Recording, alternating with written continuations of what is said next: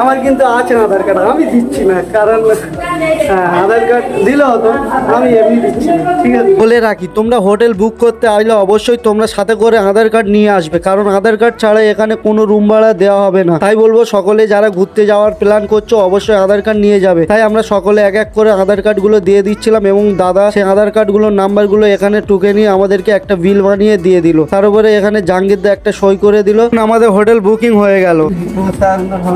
এই তো কিপ্ট যা গাইজ একটা ফ্রেন্ড দেখতে পেয়েছি মানে হোটেলে ঢোকাছে ভাই। ঠিক আছে, এটা হাই করে দাও, হাই।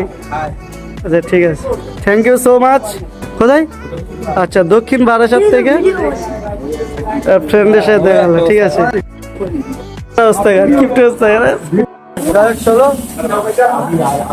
রুম নেওয়া কমপ্লিট। জাহাঙ্গীর দা ওই রুম নেওয়া কমপ্লিট ভাই, এখন